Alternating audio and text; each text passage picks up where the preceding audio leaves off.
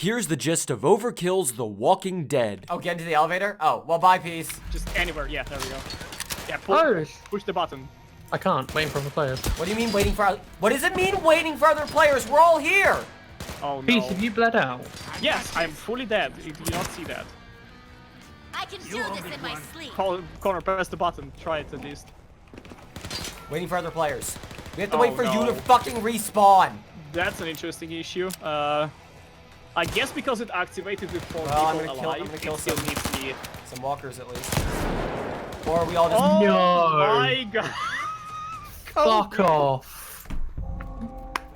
Seriously? This is a PvE co-op first-person shooter where up to 4 players join together to face off against waves of zombies and humans in the expansive canonical universe of The Walking Dead. The title was developed by Overkill Software and published by Starbreeze, and if those names ring a bell, that's hardly surprising. These are the same studios behind the well-known Payday 2. A similar style of title sans the Undead. Beloved by many fans of cooperative first-person shooters, their credibility in this genre is well known to the industry, which makes what follows, to say the least, disappointing. Follow me on this one, as there's a lot to unpack. Before getting into the nitty-gritty of this title, some disclosure is ideal. I've never read, watched, or really paid much attention to The Walking Dead, so I'm not exactly savvy on the lore. However, friends and family of mine are more than familiar with the franchise in its entirety, and I've conferred with them to get a general sense of Overkill's The Walking Dead's plot. Not to mention standing in the canon as a whole, as yes, this game is in fact canon to the events of the comics. So apparently, this plot should sound familiar to fans of Robert Kirkman's work. You're a group of survivors of the zombie apocalypse who have holed up in a fortified camp to scavenge for supplies and keep on keeping on. However, a rival group dubbed the Family are trying to expand their operations and steal supplies from your camp to further their own agenda. So you're to face off against the Family, all the while both factions dealing with the zombies referred to as walkers in this world, and the harsh limitations of a complete societal and infrastructural collapse. But as time goes on, a bigger, more heavily armed paramilitary faction reveals itself, and becomes the biggest threat to everybody's survival. Honestly, without even having read or watched the series, through some sort of cultural osmosis, I can tell this plot is a tad cliched, and has been done before in the franchise. But I can't say for sure, so I won't hold it against the game. And regardless, in standard Overkill fashion, the plot mostly exists via videos and lore rather than a played experience. Before every level, heavily stylized animations narrate the story as it stands for that particular mission. They're honestly quite well done, although after the second or third viewing, you'll be begging for the host to skip them. After that, you're thrown into the game and things play about how you'd expect. Fairly standard sprinting, crouching, and jumping. When you're near low walls or obstacles, you can press jump to vault over them, although this can cause certain obstacles that should be surmountable but aren't brushed properly to prove difficult in the end. At the very least, it's not a problem for the first level you're required to play before the world opens up. It has you defending your camp from walkers who break down gates and slowly pepper the environment. You're to use barbed wire and other barricades to slow them down, grab planks placed throughout the map, and seal the gates back up. Then clear the area of walkers, followed by 3 more waves of exactly that. There's no way to prevent the gates from breaking down, so you're simply at the whim of RNG while waiting for your defenses to inevitably crumble so you can repair them, only for them to fall over again. The first mission is monotonous, boring, and makes a terrible first impression. It honestly feels more like a glorified tech demo than a tutorial mission. Thankfully, this level is not the entire game, just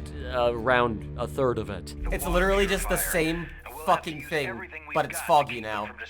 And Well, now they have guns. Connor, wait until you have to do this mission against humans, but different humans.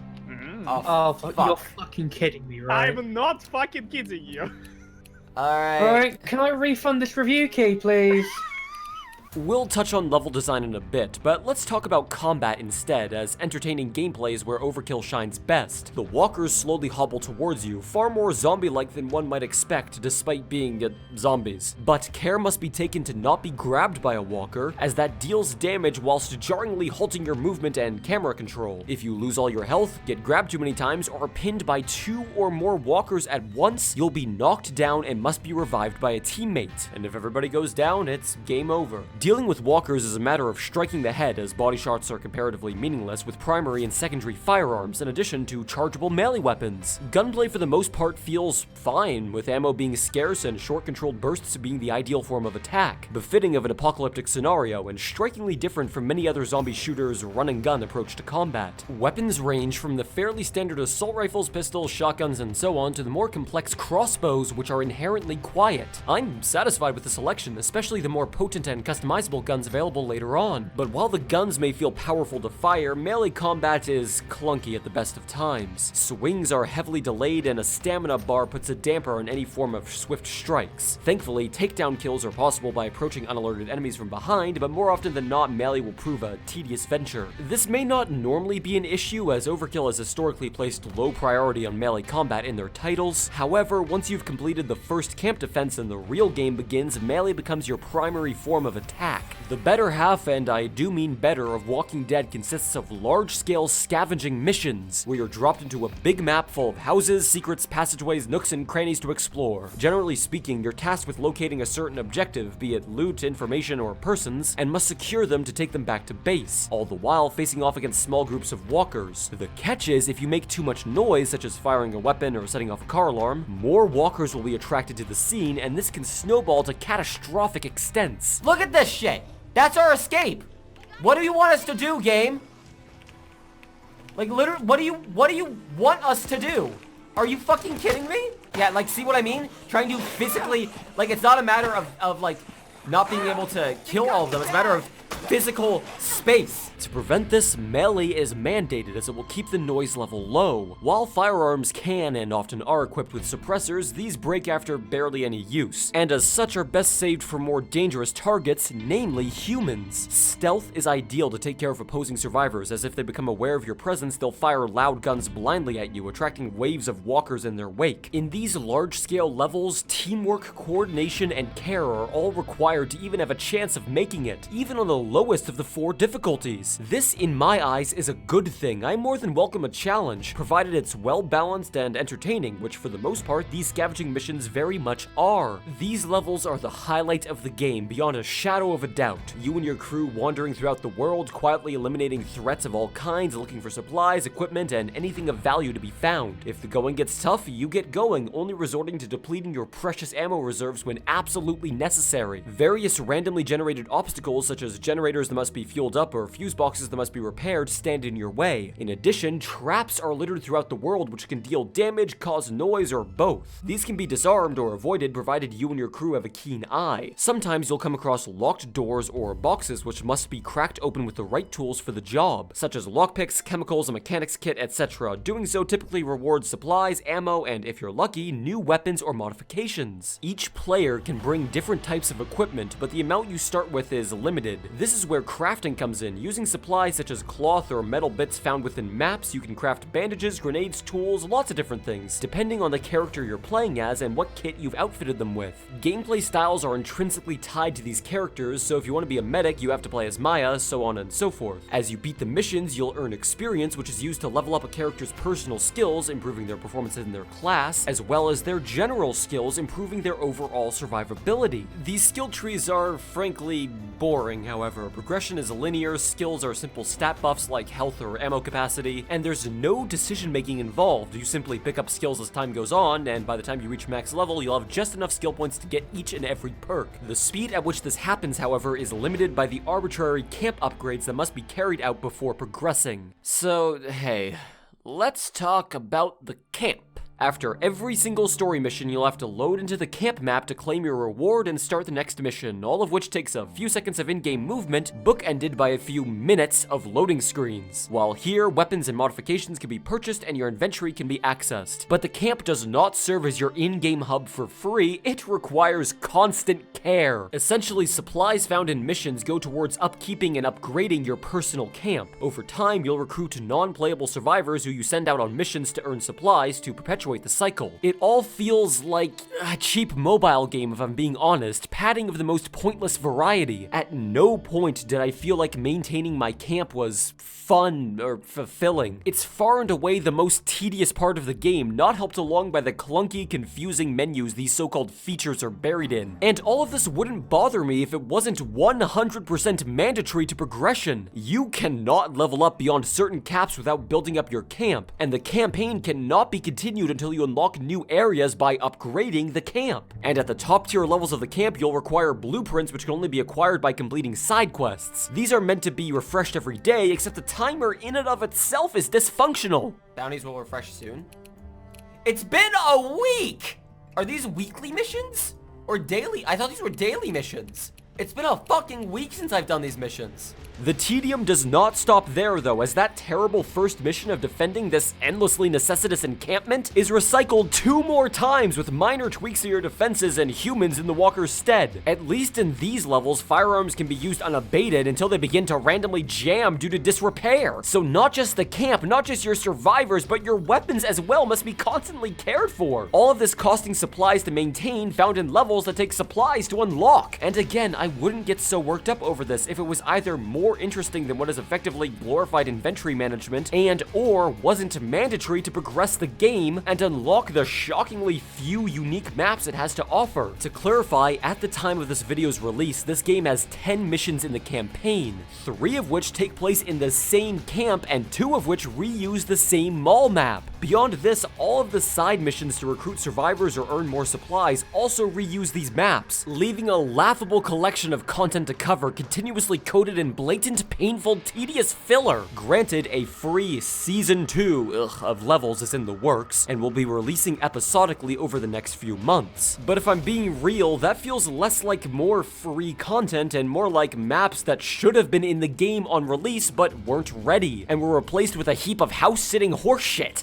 And I haven't even gotten to my favorite part yet. Spoiler warning, I guess, but at this point I think my thoughts on if you should invest desire into this game should show itself quite clear. About halfway through the campaign, your camp is raided and burned to the ground, thank the Lord in heaven! But it comes at the cost of taking the life of one of the 4 playable characters with it. Don't worry though, she instantly gets replaced by another character who plays identically, but doesn't have any of the cosmetics unlocked via the pre-order. Hope you didn't care about that! Anyways, following this mission, you cannot host any other level until you complete a difficult story mission unlocking a new camp. And of course, you'll have to defend that one as well, but because your previous camp is literally in the ash heap of history, you cannot upgrade your camp until you unlock the new one, meaning you can't fucking level up until you beat this level. So if you're under-leveled and don't have high-level friends to carry you through this part of the game, you've been completely foobarred. And before you ask, no, there's no team AI or bots that can carry you instead. In fact, this game is online only. Even if you're playing completely by yourself, a constant internet connection is required to even access the main fucking menu. Not to mention the game is server-based but doesn't have a server browser, meaning you're entirely at the whim of the matchmaking, which often completely ceases to function or can't find you missions that you need to complete in order to progress. And I haven't even gotten to the weirder problems yet, like a complete lack of in-game voice chat despite the game heavily encouraging cooperation, no setting to change the target monitor the game displays on, poorly labeled graphic settings, not to mention overwhelmingly poor frame rates on any and all hardware despite running on Unreal 4, the laughably inane enemy spawn points, invisible walls in lieu of any basic understanding of level design, and oh good god, the bugs! Crashes, desync, incompletable objectives, laughable enemy AI, random save file deletion. I could sit here and discuss how stupidly, inexcusably, downright shamefully broken this game is, but I feel like this footage of trying to lead a survivor back to the escape tells it better than I ever could. Just need Reina to... Oh no, that spot again. Please, I beg you, Reina. Reina, come on, we can't leave until you come here. This is such a shitty spot, because she always jumps down there, and she's like, I don't know what to do. Reloading. Oh my fucking god. Oh, yes, yes, Reina. Please, Good. please, I beg you. She's sliding back. She's sliding backwards. Oh my fucking god. Why? This is so fucking stupid. Let's go. Please, Reina. No. This is... Reina. Reina, you're ballsing it up. Jesus fucking Christ. Reina. Reina. Yes! Oh my god, Yes, finally! finally! Yeah. No, don't go back up. Oh god, she started to try to climb back up. Fucking finally, let's go. Yay. Fuck this game. And now the next mission is gonna be, drumroll, a camp defense against the Oh brigade. my god, you can't be serious. We're doing another camp defense. Look, I know it sounds like I'm being needlessly harsh here, but the fact of the matter is the year is 2018. This game costs $60. Overkill has experience developing games and the full force of a massive IP in The Walking Dead behind them. There is no excuse for the game being this poorly made. And I know that the game engine changed twice during development, but at the end of the day, that terrible decision was entirely on Starbreeze and Overkill. To be fair, it's not like everything about this title is miserable. The soundtrack is atmospheric and outstanding. Honestly, it's worth a listen on its own right regardless of context. I gladly purchased the OST for use in this review. The voice acting and character designs are solid, maybe not quite as entertaining as Left 4 Dead, but then again, that speaks for the entire game. But most of all, the scavenging missions, while constantly hampered by padding to create the illusion of a fulfilling campaign, can be fun with friends. Scrounging for supplies, bashing in the heads of walkers, sneaking past armed guards, cooperating to make it out alive, it can be a great time. However, the sheer volume of filler, frequently non-functional gameplay, lack of basic features expected from a 2018 release, and a laughable $60 price point with an $80 deluxe edition and paid DLC sure to be on the horizon, there is not a single type of person, no matter how hardcore a fan, that I could imagine recommending Overkill's The Walking Dead to. If there were at least twice as many maps, leveling up wasn't arbitrarily limited, voice chat and offline mode were added, and bugs were ironed out, I could see this being a fantastic $30 title. But as it stands, Overkill's The Walking Dead is a dead game walking. Thanks for watching, and take it easy.